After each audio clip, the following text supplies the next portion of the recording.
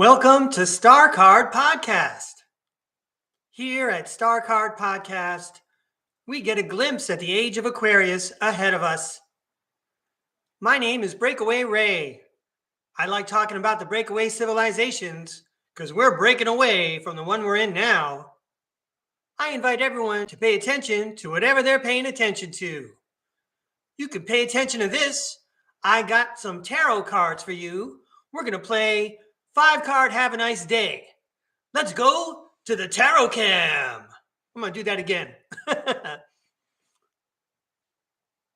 Let's go to the tarot cam.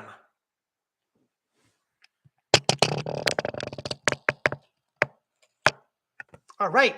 So hopefully you caught the STARCARD podcast from the weekend where we did your 5-day week tarological forecast. Here we go.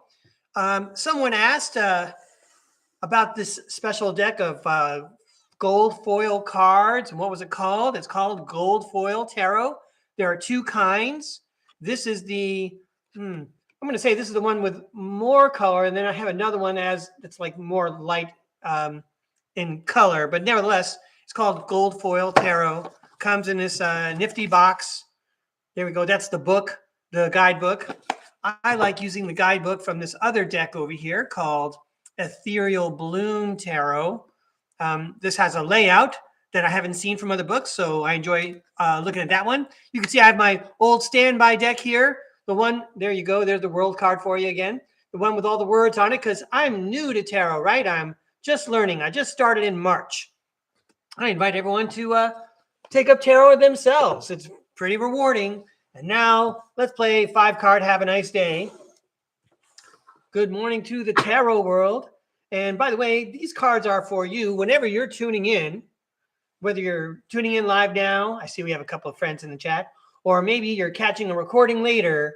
This 5-card Have a Nice Day draw, this tarot throw is for you. Good morning to the tarot world. Tarot world has been anxious to get me in front of the camera every day, pretty much. I'm doing the best I can. I know the tarot world knows that. Brought you some edited and polished videos over the weekend. Nevertheless, we all love the live tarot throws with the tarot world, always sending us fun, helpful messages so that we can manage our day and follow our soul's path and make sure everything flows around us and through us and with us with grace and ease. Here we go. 5-card draw. 5-card. Have a nice day. Let's see what the message is from the tarot world. First up, it's the 6 of Swords, which says that we're being guided to calmer waters by a divine hand. Yeah, that gold foil tarot, really nice image, huh? All right, cool. All right, so we already know the tarot world, the spirit world is guiding each of us. We don't need to know everybody else's plan. We barely need to understand our own plan. We just trust in the universe, like the Fool card, blind faith. Anyway, oh yeah, you're watching STARCARD Podcast. There you go. Have hope. Be inspired. We can be inspired because God is looking out for us. The universe provides. So we might as well turn that frown upside down and be inspired with the Star Card. Thanks for tuning in to STARCARD Podcast, everybody. Welcome to all the new subscribers. Yeah, that's awesome. All right, here's another card that means a lot to me. It's the 3 of Wands card. And the 3 of Wands card says, luck is where preparation meets opportunity. Now, yeah, do you think you have a goal in life? Do you think you have a dream? Start working on it. Start working on it, even if it's centimeter by centimeter. Because over the long haul, when an opportunity arises like a swirling vortex in front of you, like on this foil card, when that portal finally opens for you, you're going to be ready. You're going to have all your wands ready to go. Wow. I think the Tarot World's really been saving up, giving us some nice cards here. Thanks, Tarot World. We're not even done yet. Come on, keep it going. All right. Next, it's the Queen of Swords. Is it the Queen or is it the King? I think it's the King. Let me get my magnifying glass and check. Yeah, it's the King of Swords. And the King of Swords talks about truth and authority. And this one I can go to the book for. One moment, please.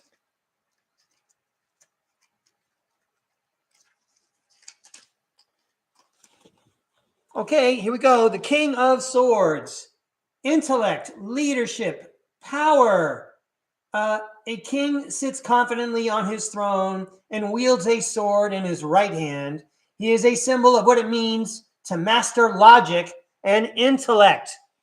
Yeah, nice. Rely on your intelligence and logic in making any big decisions. The king also encourages you to tap into your inner power to reach your goals. Wow, great message. Thanks, King of Swords. And finally, well, if you're going to turn inwards, you're going to be a hermit. Now, you could still be social and still keep your private soul searching to yourself. What a wonderful card. You hold the light when you're the hermit, and you can see the path that you're on because you're holding that light. The universe has your back. Might as well be inspired and work to your goals. Research, do your homework, think carefully, but also trust your instinct and develop your instinct. 5 card, have a nice day. I love it. Thank you, Tarot World. Let's give these cards a toss. And then we'll go back upstairs, and I got some books I want to show you. Here we go. Thank you, Tarot World. So wonderful. All right. Yeah, let me check this light real quick. There we go. That's pretty good. I like it. All right. So the first book I want to show you is from 1994, I think. It's a book about... I'll just show you the book real quick. It's called Gods and Pharaohs from Egyptian Mythology. Let me say that again. It's called Gods and Pharaohs from Egyptian Mythology. Now, this book is from the days before self-publication.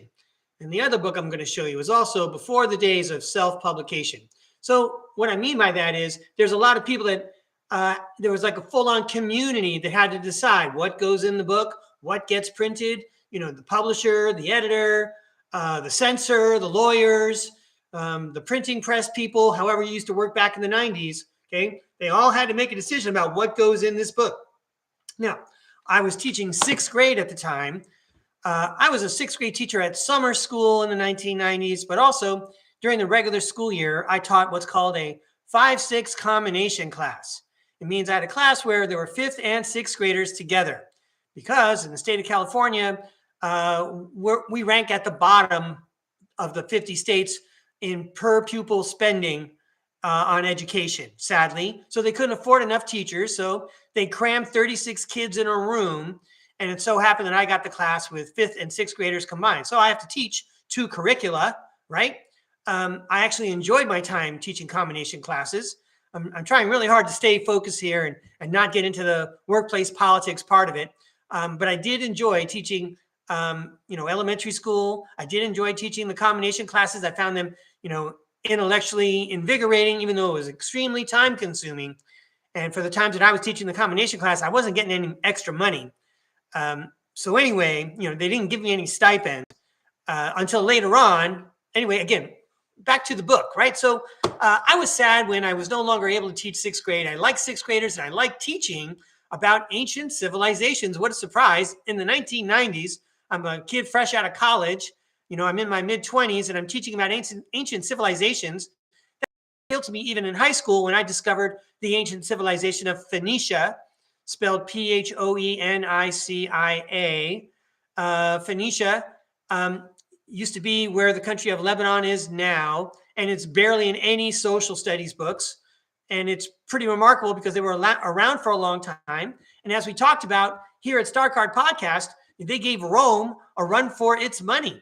I told you about the war on Rome, the war with Rome, starring Hannibal, right? The great Carthaginian general. Let's start over again. The great Carthaginian general Hannibal, he's the guy that went from the Iberian Peninsula with a bunch of elephants, 80 of them, crossed the Alps into Italy, still had 3 left and eventually just 1. And then he roamed and ravaged the Roman countryside until Rome finally got smart and said, we need to go invade Carthage to get Hannibal to leave Italy. Anyway, you should learn more about the Punic Wars. I recommend you read the book by Livy about it. It was very fun for me to read. I know it sounds like it's not this I can't be possibly talking about a book that's 2,000 years old, having a lot of fun. But yeah, Livy's book was fun and easy to read. And I don't even like war. I just like how Hannibal outwitted everybody. Pretty remarkable. So anyway, back to teaching sixth grade. I'm kind of glad now, in retrospect, that I got moved out of sixth grade and I'm not teaching ancient civilization anymore. Because when I show you this book, I'm imagining in the future, like when I pass away and I go to the spirit world, and what if I had still taught sixth grade? I would be so upset with my spirit team. I would be all like, yo, you let me teach this stuff for decade after decade after decade. This is all garbage. Anyway, let's take a look at the book that I call garbage. I'm getting ready to throw this book out, but you got to check this out. It's a beautiful book. One thing I want to mention before we go to the book is that it's a book about gods and pharaohs in Egyptian mythology. If you're watching StarCard podcast, I'm not the only fringe podcast that you watch, and you probably know about something called Project IBIS, IBIS. It's not in any history books, right? You have to be up to date with secret space program experiencers to know about Project IBIS. And Project IBIS was a way to take the essence, the spirits, the consciousness of Egyptian gods, beings from what we call Egyptian mythology, and then privatize them. We're part of Project IBIS, and they relate that they are actually some kind of an Egyptian mythological creature, an Egyptian deity.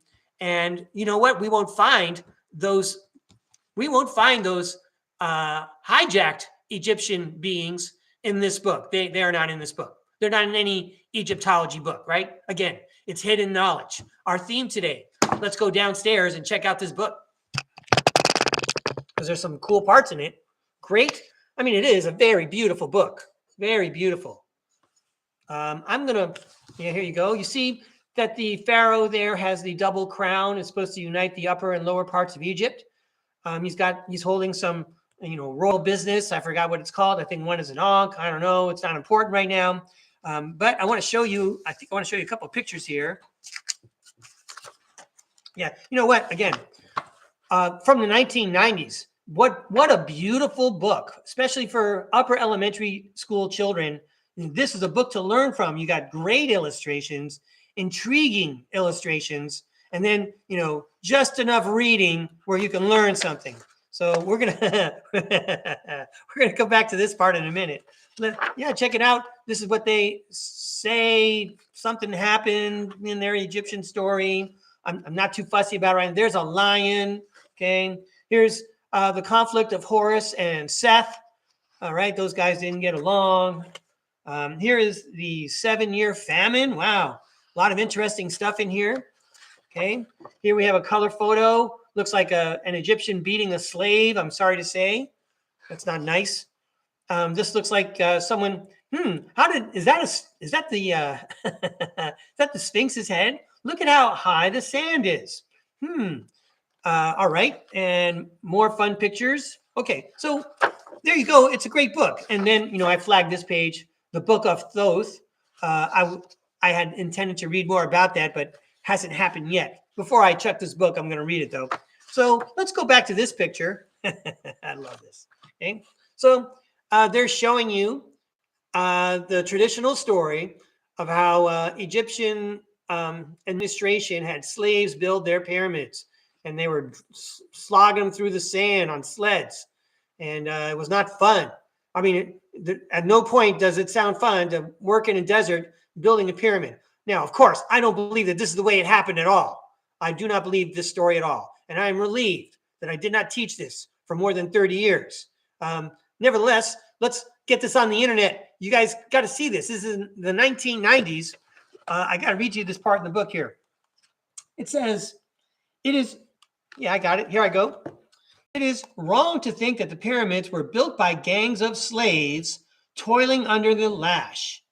The main workforce was the agricultural population, who had nothing to do for 3 to 4 months of every year while the fields were flooded. As many as 100,000 men may have worked together to move vast quantities of stone and build a pyramid for their divine king. So really, you had farmers who somehow found leisure time, 3 months of it, That's a tough. I'm not a farmer, although my grandfather had a farm and a garden, and he tended to it every single day. So it's hard for me to believe that you had an agricultural population that found they didn't have a lot to do, and they had nothing to do or very little to do. And the best thing that they could think of was, let's shove big blocks around for our king and build him uh, a giant coffin, a giant burial pyramid. Okay, and I don't believe that they ever actually found any pharaohs buried in these pyramids. The pyramids were not burial spots for their pharaohs. You went to the Valley of the Kings and Queens on the other side of the Nile River. I don't know. I don't know if Giza. I don't know which side Giza is on, but I know that on the west side of the river, that's where you had the Valley of the Kings and the Valley of the Queens, and that's where the dead went. Okay, so wait, we're not done. Yeah, look at that. They took the slave story out and they said all these guys wanted to do it. And this would be a contrast, by the way, with the story of ancient Greece, because in ancient Greece, I believe the word for school comes from the Greek word leisure. So when those Greek guys had free time, they instead studied. But I guess these people in Egypt, they're farmers, and they just want to shove blocks around for their king. Wait, there's more in this book. Okay, the Great Pyramid is now much the same color as the desert in which it stands, but when it was first built, it was cased in gleaming white limestone and had a gilded capstone. And then it goes on to tell some more funny business that I'm not interested in. But anyway, here's where I'm starting.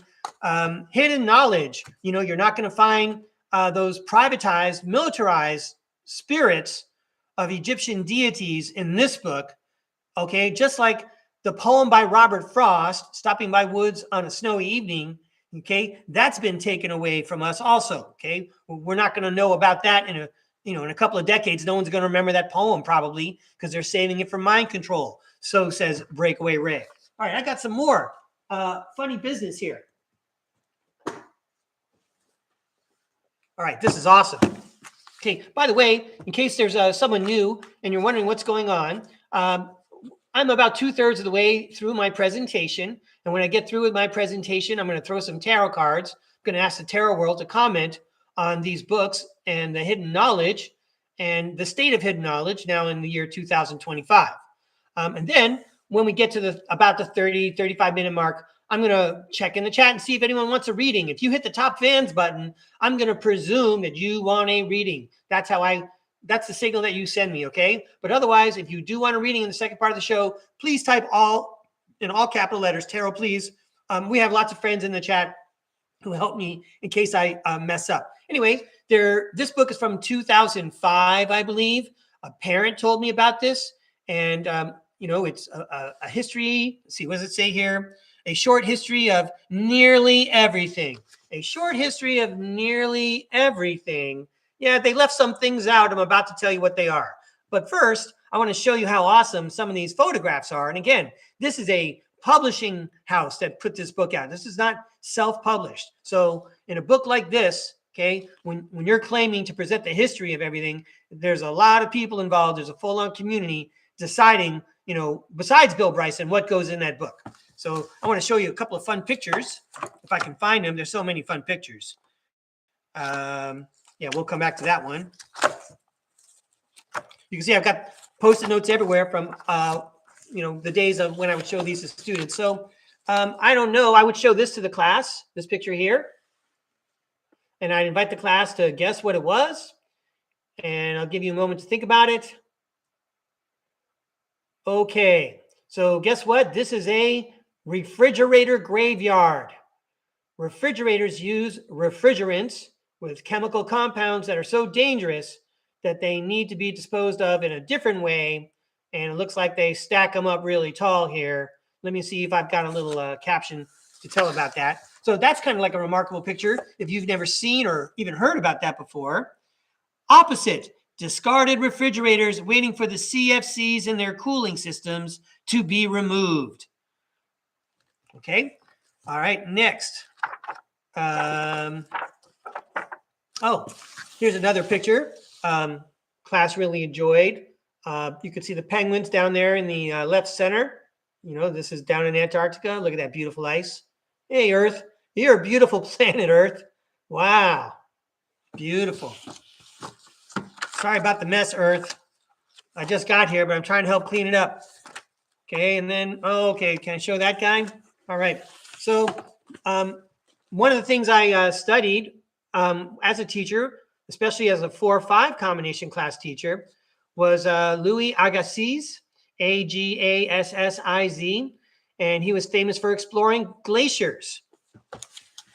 Okay, but all right, anyway, we're going to get down to my favorite part, and I'm going to talk about hidden planets. And if you would like to know more about hidden planets, in the description, I have a link to David Sarita's presentation on Carrie Cassidy's show.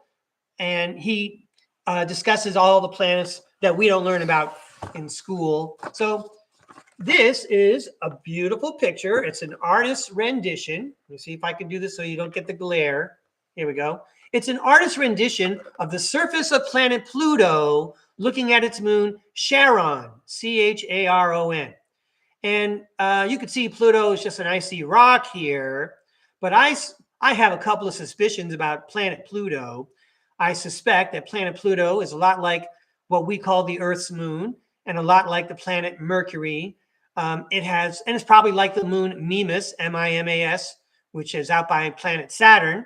All of these, they all look like rocky, icy worlds with nothing inhabiting them or what have you. But on the inside, they're totally different.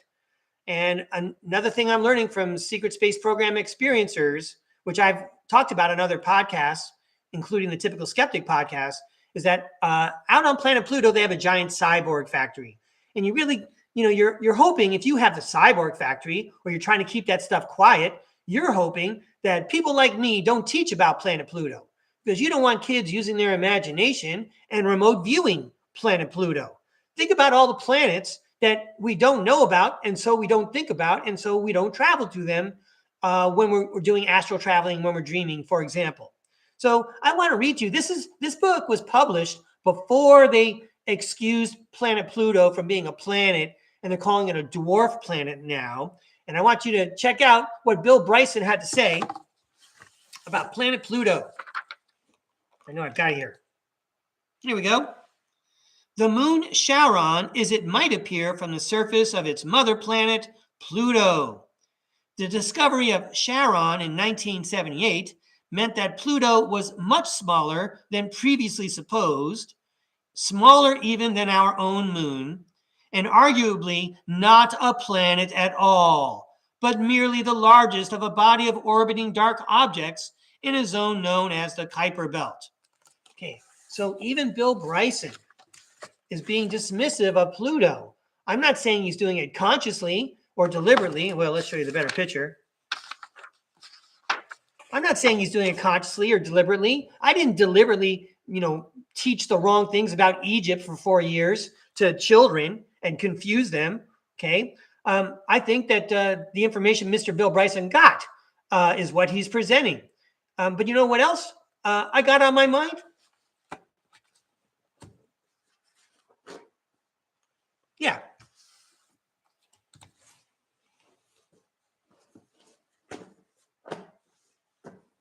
Here we go. So it sounds like we're trying really hard to forget about planet Pluto. And you know what else? We're forgetting about planet Ceres. It's not even in any of our science books. We never talk about planet Ceres, but we knew about planet Ceres more than 100 years ago. You can look it up. And it's been taken away from us. Planet Pluto, by the way, David Sarita says in another interview, I don't know if it's the one that I linked, David Sarita says that planet Pluto and planet Ceres are equal in size, and they are indeed planets, and they're likely not smaller than our moon. What I'm trying to say is not significantly smaller if they are smaller. David Sarita says that these two are planets. But you know what else? There's another planet that we don't talk about, okay? That would be planet Vesta. Planet Vesta is also near planet Ceres, out in the asteroid belt between Mars and Jupiter. And planet Vesta is entirely owned by off-world Germans. And the only way you can know about that is if you follow Secret Space Program experiencers like John Whitberg Yo, I'm Breakaway Ray, and I'm asking the question, is anyone paying attention to John Whitberg? Okay, that guy's got a lot of great information. Hey, you know what? You should pay attention to David Sarita also, because he tells us about planet Vulcan. Planet Vulcan is closer to the sun than planet Mercury, and it's inhabited. And I'm gonna leave that alone because there's not standardized information about planet Vulcan. And you know what else we're not mentioning? We're not mentioning planet Centurion. None of this stuff is in the book I just showed you or in any of the books I taught for several decades, except for planet Pluto over here. Okay, planet Centurion is a planet, a Dyson sphere in the Alpha Centauri system, which is 4.3 light years from Earth. And it is also a German homeworld. And I just saw an interview with Secret Space Program experiencers Penny Bradley and James Rink. It's from a few years ago, but she mentions in the interview, Penny Bradley does, that, you know, when they have submarines and they upgrade to a new model, the old ones don't get thrown out, but they might get sent to Planet Ceres for use. They're still usable, even though they might not be top of the line anymore. And so how would I know about some of this stuff? Well, I do pay attention to Secret Space Program testimony, and I have put it in a book linked in the description. Let's Go Off Planet with Breakaway Ray. And I did find my copy of Ceres Colony Cavalier by Tony Rodrigues. And here's a good way to learn about Planet Ceres. Good work, Mr. Rodrigues. Okay, so I want to go and ask the tarot world about this hidden knowledge situation. We know about hidden knowledge. You know, it's as old as humans are themselves, right? We know about the destruction of the Library of Alexandria in Egypt. We know about something called the Dark Ages, when people basically didn't read or write. Apparently, we don't know enough about it because the calendars got all skewed. So anyway, I'm going to ask the tarot world. Yeah, these are all the ghosts of planets we don't talk about here. Okay, you know, give us a timeline, the status of hidden knowledge in the past, the status of hidden knowledge in the present, and the status of hidden knowledge in the future. Now, we're hoping that there's some kind of improvement regarding hidden knowledge, but there's still going to be. I don't like that light in my face. There's still going to be hidden knowledge. There's a lot of stuff that's militarized and privatized, and we don't get to study it. We don't get to tinker with it. We're not supposed to know about it. I'm talking about things like weather control and microwave technology. You know, we're letting some people do it just because they got $1 and they want to control it and manipulate it and keep it secret. But I don't know if these people are behaving in an ethical manner, especially with weather control, for example. Got a link about that in the description you can check out. So let's clean up the tarot table here and hear from the tarot world about hidden knowledge. We're hoping that there's going to be some kind of improvement, but you know what? There's always going to be something hidden unless we ask about it. One of my friends mentioned something a long, long time ago, which I always repeat. The answer is always no unless you ask. Let's ask the tarot world about hidden knowledge. Let's go back down to the tarot cam. Thanks for joining me, everybody. I appreciate the soda bubble hearts. That helps me know that I'm still recording. All right, let's get this set up here. We're going to throw a few cards about hidden knowledge, past, present, and future. All right, I'm going to use my learning deck. Here I go. All right, tarot world. We are giving you this. We invite you to tell us more about hidden knowledge. You've helped reveal a lot of knowledge just from your cards.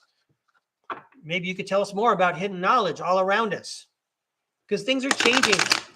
Besides the internet, there's a lot of knowledge we can access just from going within and organizing our consciousness and paying attention to our pineal gland. Yeah, you have one. You got a third eye, everybody. I know you can't see it, but it's there. All right. Please show us what we need to see. Please tell us what we need to hear about hidden knowledge, the status of hidden knowledge, past, present, and future. Thank you, Tarot World. These cards are about hidden knowledge. Hidden knowledge, past, present, and future. These two together? Okay. Hidden knowledge, past, present, and future. Thank you. Please show us what we need to see. Please tell us what we need to hear. Hidden knowledge. Past, present, and future. Really? Okay. And now for the future.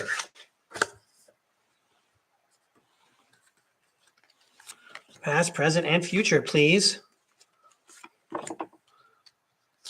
All right. This is for entertainment purposes only.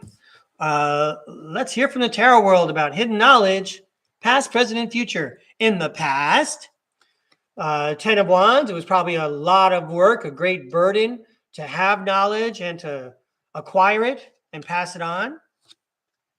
The Knight of Cups shows that there's a knight in shining armor. So perhaps, we talk about how the monasteries, all the monks would sit there and copy books and pass knowledge on. There were some other Knights of Cups, other knights in shining armor, as it were. The Arabs who rescued math and returned it to Europe. We learned a lot of math from the Arabs when we integrated in what was it, the 1400s, 1500s, waking up out of the Dark Ages into the Renaissance. That's just one example. Okay, you have another knight here. This is the Knight of Swords. And Swords talks about ambitious, a Knight of Swords is ambitious, action-oriented, driven to succeed, fast-thinking, and defending beliefs. That really does sound like someone who's almost like a hierophant. He's collecting, acquiring, transmitting, passing on, preserving knowledge. Wow. And then the Lover's card comes up. The Lover's card talks about the strength of two together. And in Breakaway Ray's world, the Lover's card talks about the spirit world guiding and protecting and being right there with you. So, there was some hidden knowledge that was passed on by people who could read and write, and they were being divinely protected. Even though they couldn't use the knowledge, they couldn't disseminate it to the rest of us, they were being protected because they were preserving it. Great. All right, that's the past. What's going on right now in 2025? Another knight. Look at that. That's 3 knights, everybody. The Knight of Pentacles, hard work, productivity, routine, conservation, efficiency, and responsibility. Well, if you want to deal with hidden knowledge now, if you want it in your hands, you got to do a lot of work and you got to be efficient and systematic. That's what I'm trying to do here at this podcast. And there's a lot of people out there like me organizing information and presenting it to anyone who clicks on their podcasts. Great. This is 2025. Here's my friend, the 3 of Wands again, talking about luck is where preparation meets opportunity. If we keep on uncovering things, it's going to be harder for them to keep them covered. So if we keep learning and discussing things that they don't want us to know about, eventually they can't tell us to stop talking about it unless they take away all of our freedom of speech and take drastic measures. So even in the present, it's a challenge. It's going to take work. It's going to take professionalism. It's going to take foresight and planning and dedication. And then the King of Wands says, we'll get the big picture. And the King of Wands also talks about being a natural leader, a visionary, an entrepreneur, overcoming challenges. Well, you know what? If you want to be an entrepreneur, you have to overcome the challenge of hidden technology. Would you like to learn more about hidden technology? Go to the description and find the link with, it's from a podcast called Cosmic Brilliance with a former major news network person whose name escapes me right now, but everyone knows who he is. He's in the link. Okay. But again, you're working really hard at it. You're being systematic. And then eventually you might be able to cash in on some of this hidden knowledge. That's what Chris O'Connor is doing with his Deems device. Okay. He's remembered and he's sharing with the rest of us some secret space program technology that helps make people feel better. Trying to choose my words carefully here. Ouch. The 3 of Swords. It's not going to be easy to get things that are trademarked and proprietary knowledge and technology. It's not going to be easy to get it to be released to all of us, because basically people still consider us cattle still, down here on surface planet Earth. We're much more than cattle. We need to wake up. And then how you like that? the Two of Wands shows up, and the Two of Wands says, the universe likes your plan. You have the green light, go. So, hey, you want to seek out, address, and share hidden knowledge? Work at it. You might be able to cash in on some of this technology and a way to change your life and to change society around you. It's not going to be easy. Change always hurts. But the universe, again, has got your back. It says you have a good plan. You should go for it. All right, great. What's going to happen in the future? Let's find out. The Page of Pentacles. Look, we started with a Knight of Pentacles here. That's our third night. And now the Page of Pentacles says we get a new opportunity, a new financial opportunity, a new project in the future. Okay, here's my friend, the Queen of Wands. She's the zest for life lady, and she says, go for it. Now that you got this new world, let the old world go. The new world's going to be so much fun. How many times have you gotten to an amusement park, gone straight in and said, wow, I never want to leave. This is so exciting. Okay, and then look at that. In the future, the Page of Cups shows up and says, you're going to have a happy surprise. And, and the Two of Cups says, this is a message from the tarot world, everybody. All right. Good news. Hidden knowledge is only as hidden as we let it be hidden. And here at StarCard Podcast, there ain't no hidden knowledge. Let's give these cards a toss. We'll go back upstairs and we'll say hi to people in the chat and we'll do some audience tarot readings. All right, I'm all excited. You can also request decks. If you want me to bust out the Ethereal Bloom Tarot, I shall. I've got the Gold Foil Tarot here. When it's your turn, you can just ask. And then if you don't, I'm just going to use my schoolboy version of tarot cards. It's got the crib notes on it. Here we go. Let me get a piece of paper.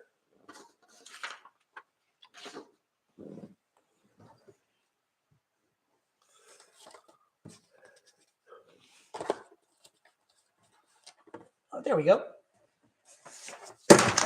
Oh, awesome. I hope that didn't make a big banging noise. Sorry about that, everybody.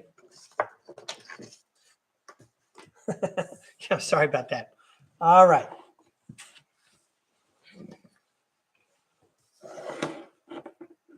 So,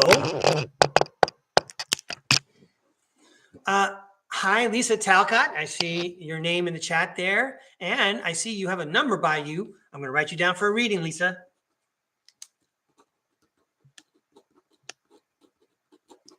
I see Julia Anchorhaven here. Hi, Julia. Good to see you again. Do you have a? Yeah, you have a number 2, Julia. I got you. I'm writing you down. Let's see here. Mrs. NW5 is here. Hi, Judy. Thanks for joining us again. Let's see. All right, so Ascending Universal Butterfly. Hi, Ascending Universal Butterfly. And you're asking for the foil deck, so I'm going to write you down.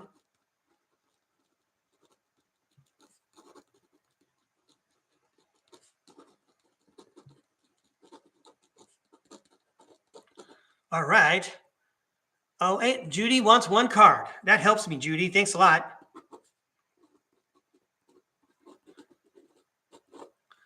All right, now I'm going to scroll up and see if there's any other requests that I might have missed.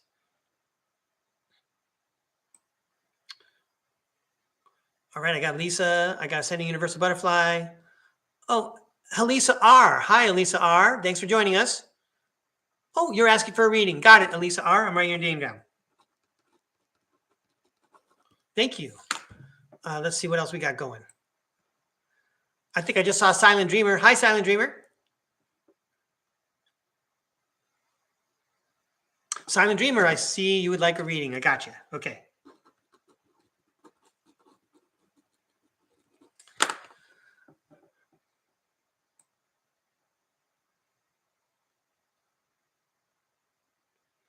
I'm checking the chat, make sure I'm not missing anyone. I might miss someone, but we have friends in the chat who will help me in case I miss someone.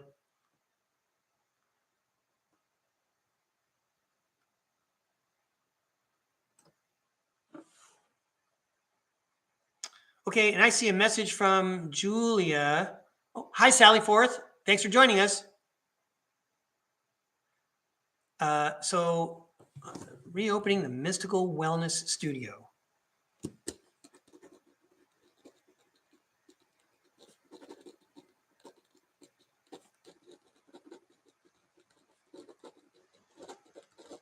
All right.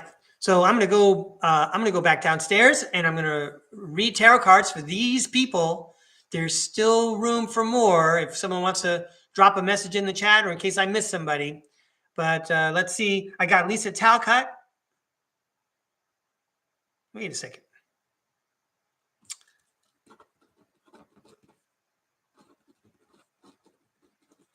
All right. I think I got confused, but I think I got it straightened out now. So I have Lisa Talcott. I got Julia Anchorhaven and her special question about the studio. Ascending Universal Butterfly wants the foil cards. Elisa R wants a reading. Silent Dreamer wants a reading. And Judy wants one card. Okay. And I don't know if there's anyone else I missed. Okay. So let's go back downstairs and throw some tarot cards. First up, Lisa Talcott.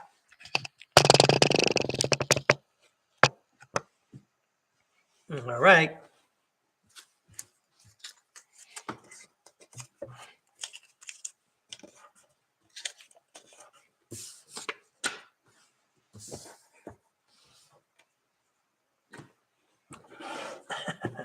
All right. Lisa Talcott. These cards are for Lisa. Could we please have a fun, helpful message for Lisa Talcott? Thank you. Lisa Talcott. I think Lisa Talcott's having a good time as a STARCARD podcast subscriber. Thanks a lot, Lisa Talcott. We're going to get a fun, helpful message for Lisa. These cards are for Lisa. A fun, helpful message, please, for Lisa Talcott. These cards are for Lisa Talcott. Wow. Here comes a fun, helpful message for Lisa Talcott.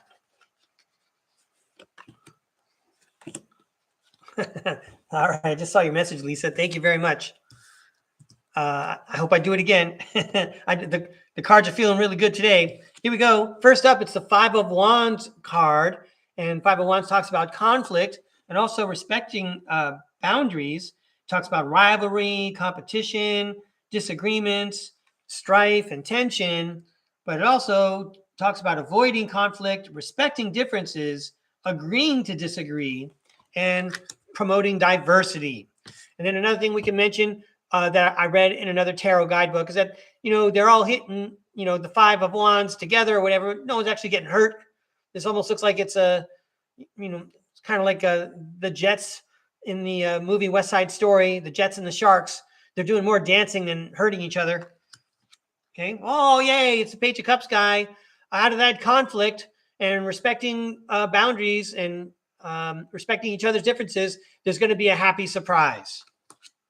And the Queen of Swords says, you were right. So I wonder if you can see what the mess is all about.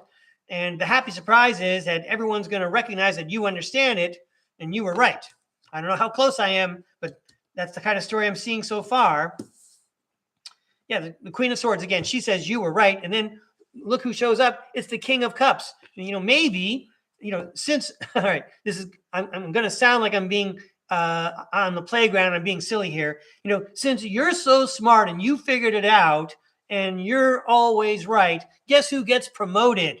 Okay, so now you're in a leadership position. You're the person who has to figure out the game plan and lead everybody. And then guess what? That's actually justice. You should be promoted. It's cause and effect. It's a meritocracy, as it were.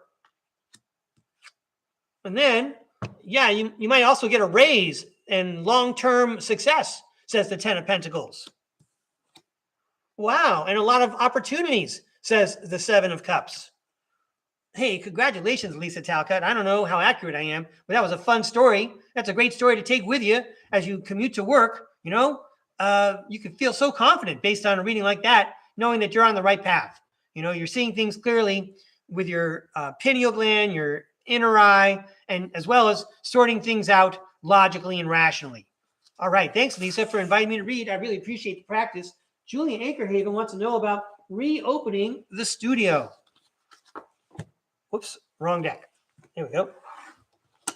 Yeah, you're welcome, Lisa. Sweet. All right. Oh, look, I'm getting ready for you, Julia.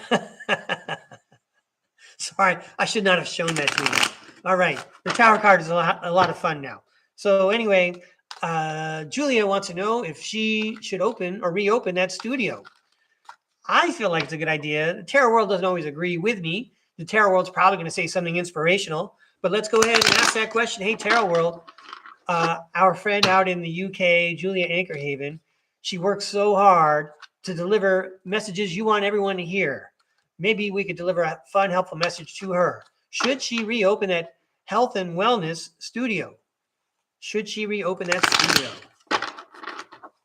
So we're going to take this card for the yes or the no, and then let's go through and see if there's an explanation. These cards for Julia. Should she reopen that studio? Let's check it out, Julia. This is for entertainment purposes only. I know you got some fancy cards that you throw too. You're probably going to cross-check.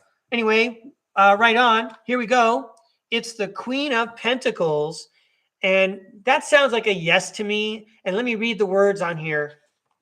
It says, nurturing, practical, providing financially, and a working parent. So just based on this, it sounds like a yes. It's going to provide financially, perhaps. And then, well, look at this. The Five of Wands shows up again, talking about conflict. There might be a struggle. It's not going to be easy, of course. Okay. Then, oh, wait a second. I think I see a different message coming here. The Ten of Swords talks about the end of a painful episode. I think that these are the people that you're going to serve as this working parent, this Queen of Pentacles. You're going to have people who are fed up with conflict in their life or within themselves. You're going to find people who are at their wits' end. They've tried to address their trauma in lots of ways. So good planning on your part. You know, when you get it up and going again, it's not going to be perfect right from the get-go, but nevertheless, keep plodding along because the Three of Wands says luck is where preparation meets opportunity. And I know I'm sounding like I'm evaluating myself here, Julia, but you know, my program has evolved and improved even week to week. So again, you've already got like a great head start. You really know what you're doing. I guess it was opened before, and you should plug away. There's a lot of people you can help. And then the Page of Swords says you have new ways of communicating, Julia. You know, so have foresight, plan ahead. Use your gifts as a communicator to help these people. I hope that was helpful, Julia. Again, it was a great story. Yeah, only way to go is up. That's right. All right. Thank you very much, Julia. Yeah, you're welcome, Julia. Next up, Ascending Universal Butterfly. Oh, and she wants the foil deck. All right, let me give these a toss, and we'll get the foil deck out for Ascending Universal Butterfly. Here we go. These these cards are like speed bumps. These things slide around like crazy. All right, but here you go, Ascending Universal Butterfly. How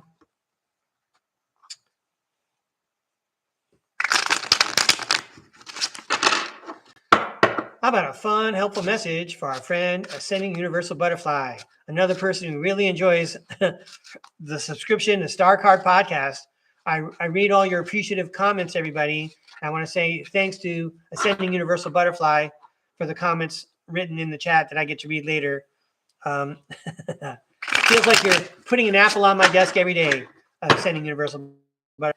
Let's get a fun, helpful message for you. I almost lost a bunch of cards here. Let me toss them one more time here.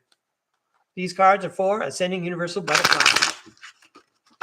Making my day way out here in California. Thanks for joining me, everybody. So glad you could be part of this party today. Wow. These cards are beautiful. These cards are for Ascending Universal Butterfly. Ascending Universal Butterfly. Here we go. First up, it's the Ace of Swords. Wow. Beautiful card. Let's read about the Ace of Swords.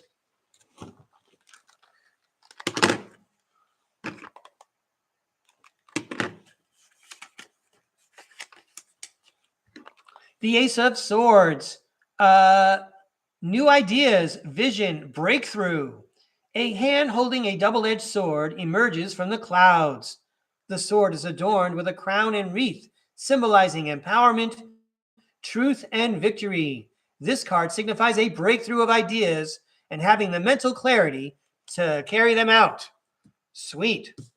This is the beginning part of manifestation. First, the idea. Then, it's the King of Wands. He's the big picture guy. So again, it sounds like you're building a project. You got the idea. Now you're making a map or a plan or an outline of how to get there. And then, who is that? It's the Queen of Wands. And that is the Zest for Life lady. There's a black cat at her feet. The Queen of Wands says, go for it. Yeah. Pursue your project with gusto. Next.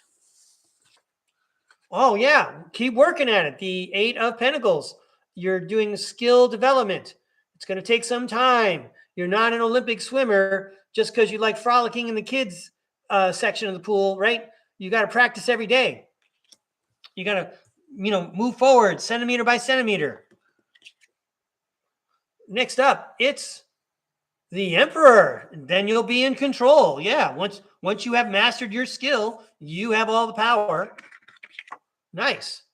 And then the Six of Cups says you'll be making some happy memories. Maybe you'll be, because you have someone presenting something to someone else there. So this is a skill that you have that's going to serve others. And then we talked about this, right? This was the beginning of manifestation, your idea. And then you developed your plan, your outline. You said, I'm going to go for it. You worked hard at it. You were in control. You were able to share. And bam, the magician says you manifested it. You took that idea out of the heavens and you brought it down into the real world. Congratulations, Ascending Universal Butterfly. All right. That was a fun read. Very powerful. Thank you, Ascending Universal Butterfly. Thanks for inviting me to read. Next up, it's Elisa R. Elisa R, if you have something specific you want me to address, you could drop it in the chat. Otherwise, Elisa R, the tarot world knows what you need to hear and see. So I'm going to throw some cards for you. Here we go. Yeah, you're welcome, Ascending Universal Butterfly. Thank you. These cards are for Elisa R. Hello, Puck Elf. Welcome back to the show, Puck Elf. All right. These cards are for Elisa R. How about a fun, helpful message for Elisa R, please? Please show us what we need to see. Please tell us what we need to hear. How about a fun, helpful message for our friend Elisa R? Thank you. Here we go. These cards are for Elisa R. A fun, helpful message for Elisa R, please. These cards are for Elisa R. Oh, okay. All right, here we go, Elisa R. Let's see what these cards have to say. We're going to try to tell a fun, helpful story here. All right, so the Ten of Wands showed up again. He's talking about a big burden or a lot of work or the end of a lot of work. Then the Five of Swords shows up. And the Five of Swords talks about conflict and disagreements and a winner-take-all kind of mentality and sneakiness and bullies and a thief. From my own experience, when I had to work off the clock all the time, I know that people were taking time away from me. But anyway, there was nothing I could do about it at the time, except I could talk about it now on STARCARD podcast, huh? So I don't know, maybe something doesn't feel right to you, Elisa R. It feels like you're putting in a lot of effort, but you're not seeing, people are not recognizing what you're doing. They seem to be making it harder. Look at this. And the Seven of Swords shows up, and it talks about something being taken away, something being stolen, something being hidden, betrayal, deception, getting away with something. And if you look at the Seven of Swords card, you can see that there's some tense in the background because this guy just went into the tents while all the soldiers were sleeping and he took their swords. So again, I don't know if, I'm just discussing like a dynamic in the workplace. I'm not saying this is a workplace dynamic. But anyway, Elisa R., this is going to be a fun, helpful message. We haven't done the other 4 cards yet. So the 6 of Wands talks about public recognition. So there's some public recognition. Maybe someone is going to recognize this dynamic that's going on besides you. The 2 of Swords. When the information comes to light, you will be at a crossroads, or there will be a decision presented. Someone will have to make a decision. Not everyone has all the information. That's why the woman is blindfolded, but they have all the tools to resolve the situation. Oh, yay, it's the Page of Swords guy again. And the Page of Swords says, new ways of communicating, new ideas. So when it comes time for the decision, you could stay with the devil or you could try something new. I can't believe I said the devil you knew, and then look, I just turned the devil card over. Well, the devil card is all about letting go of that which doesn't serve you anymore. If you look at the devil card, there's 2 people on the card and they have chains around their necks, but the chains are very loose. They could easily just lift the chains off and go. So when you do come to that crossroads, or when the decision is presented, I hope the whole team, I hope everyone involved decides we're going to go for the new idea and we're going to let go of what didn't serve us before. Hey, Elisa R., I hope that was a fun reading. I had fun reading it. Good luck to you. Thanks for inviting me to read. I appreciate the practice. Next up, it's Silent Dreamer. All right, Silent Dreamer. Yeah, I've got Silent Dreamer, and then Judy wants 1 card. And if I can't tell if Puck Elf, oh, wait, Puck Elf, you hit the top fans button. So I guess I'm going to throw some cards for you too. So let me write down Puck Elf's name. Puck Elf, if I'm making a mistake, you can send me another chat. So let me get Puck Elf down here. All right. Well, Puck Elf, I saw that you hit the top fans button. If you don't want a reading, let me know. But right now, I'm going to throw some cards for Silent Dreamer. Here I go. These cards are for Silent Dreamer.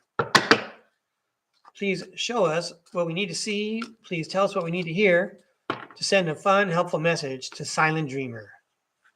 These cards are for Silent Dreamer. All right. These cards are for Silent Dreamer. You got some real great messages coming out today, Tarot World. I can't wait to see what you have to say for Silent Dreamer. A fun, helpful message for Silent Dreamer, please. Thank you. Yeah, you're making me look good, Tarot World. These cards are for Silent Dreamer. You make it so easy for me to read. I appreciate it. You're a great script writer. These cards are for Silent Dreamer.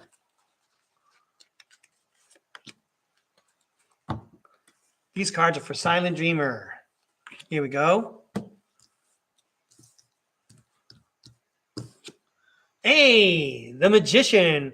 Let's get started with the Magician, taking wonderful things out of the astral plane and bringing them down to planet Earth's surface. Thank you, Ascending Universal Butterfly and Puck Elf. I think I saw Puck Elf's note there. I'm down for whatever you do, brother. Thank you, Puck Elf. But anyway, Silent Dreamer, we're taking care of you first. Here we go, the Magician. Let's read what it says on here. Action, creation, manifestation, power, self-confidence, clarity, willpower. You're a delightful person to have a coffee with or have lunch with. You're not a complainer. You're looking for new ways to create and make the world better around you. Right on. Thanks for joining me at STARCARD Podcast. Oh, 2 of Cups, the strength of 2 together. Oh, are these guys having a cup of coffee like I just mentioned? But by the way, the 2 of Cups tells me that this is a message from your spirit guides. The Sun card says everything's going to be okay. Wow. The Sun card, positivity, pleasure, happiness, vitality, fun, joy, warmth, celebration, success, rebirth. All is well. Great. Should we keep going or quit while we're ahead? Just kidding. Let's keep going. Oh, yay. The 10 of Pentacles, long-term success. wealth, financial security, family, contribution. Yeah, you're about making a contribution. And then the Three of Pentacles talks about teamwork, collaboration, building something together. Yeah, I wonder if this has a family dynamic to it. Wow, the Nine of Cups, congratulations. That's a wish come true. Wish come true, contentment, satisfaction, emotional stability, luxury, gratitude. Oh man, what a lovely message. Come on, Tarot World. Hey, the Eight of Wands says it's going to happen soon.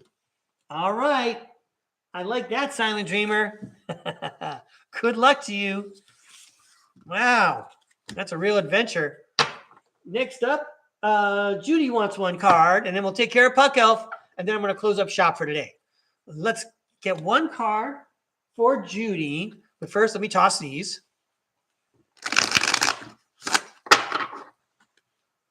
And then I'm going to use the foil cards to get one card for Judy here. You're welcome, Silent Dreamer. Thank you.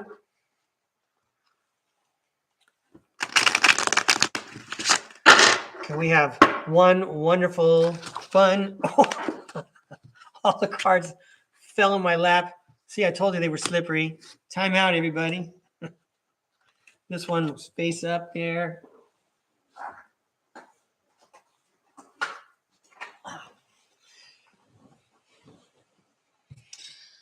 Who is this?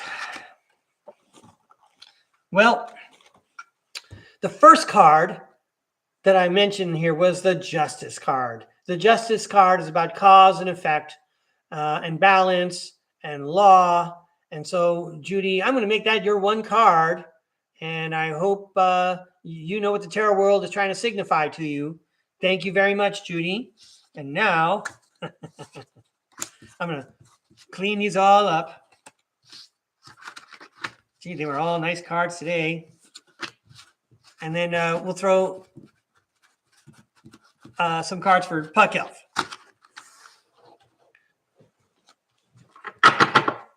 All right. All right. So now we're going to throw a few cards for Puck Elf. Hope you're doing all right, Puck Elf.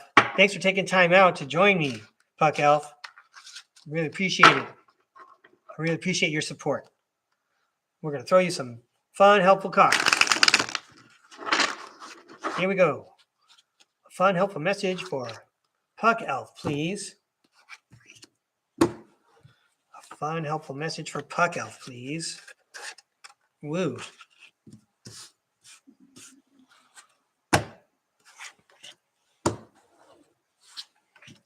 Very good. Thank you, Judy. I just saw your message. Well done. I appreciate that feedback. All right, because I've only been doing tarot since March, everybody. So when people comment, you don't have to give me details. This is a public forum, but when you confirm that I'm sending you a helpful, fun message, lets me know I'm doing the right thing, keeps me motivated to come out again. Anyway, Puck Elf, we're starting off with the Queen of Cups. She's like the elementary school teacher. Oh, I was about to read the card, but there's nothing on the card. Hang on.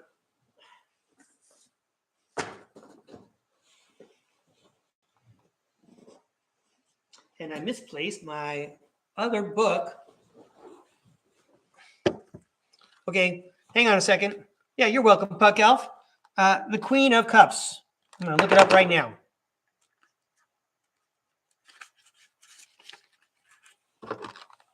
The Queen of Cups embodies the essence of compassion and emotional stability. She offers comfort and nurturing, acting as a beacon of healing and care. Her intuitive nature allows for deep connections, reflecting a serene, caring presence. Sounds wonderful, Puck Elf. I hope you meet this Queen of Cups, or maybe she's part of you. Next up, the Eight of Pentacles talks about hard work and skill development, skill mastery. I think we have an expression here in the United States. You're probably a jack of many trades. You can probably do lots of things. All right.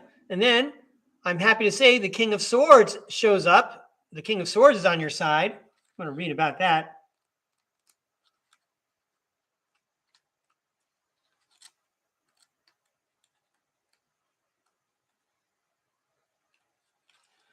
Here you go. King of Swords, Puck Elf. The King of Swords embodies the essence of intellect over emotion, emphasizing discipline and honesty. This card represents authority and mental clarity, symbolizing a leader who is truthful and values integrity above all. Nice. Okay, then you got, who is this? Oh, it's the Six of Cups. This is the Happy Memories card and the Nostalgia card. And there's also some kind of giving and exchange there. And then, look at that. You got the Queen of Pentacles. And the Queen of Pentacles, she's the working parent. She's the one that provides financially. She is practical. The Queen of Pentacles embodies the essence of nurturing and practicality. She excels in providing financially and managing resources wisely, often seen as a supportive working parent who balances home and financial needs with grace. So we're emphasizing head over heart to put ourselves in a position where we might be able to care for others in a responsible, practical way.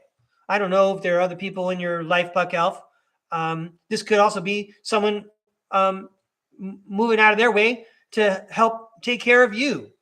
I'm sure you could match the energy with what's going on in your life. And let's see, we're going to close up here with the Fool, which is talking about a beginning. This could be a new chapter for you. Huh? And then, who is that? The Empress. And the Empress puts us in a very comfortable position. I asked for a fun, helpful message. We got one. We got like the energy of an elementary school teacher who's caring. And then we're working hard at skills and developing ourselves. We're focusing on facts and mental clarity. We're keeping in mind that we work with others and others work with us. And then we have the working parent energy. And now we have a new beginning, and a new beginning that's going to be rich and comfortable. I'm sure the Hanged Man card would show up and say, yeah, it's going to be rich and comfortable and luxurious. You know, it's the Empress, but you're going to have to look for it. Find your path. Anyway, way to go, Puck Elf. I do appreciate... Hang on. All right. Hey, Puck Elf, I appreciate what you wrote in the chat. I appreciate you inviting me to read. Thank you very much. I appreciate everyone coming out to STARCARD Podcast today. I invite you to check out the other videos. Some of the other videos in the video section, not the live podcast part, are edited and cleaned up. And I don't say, I was able to edit some of those things out. So anyway, I'm going to try to come out, a couple of days a week for sure. Nevertheless, I hope you have a great day. You already helped me start off with a great day. So thanks a lot, everybody. Don't forget to like, share, and subscribe and comment. And I'll see you next time here at STARCARD Podcast. Thank you.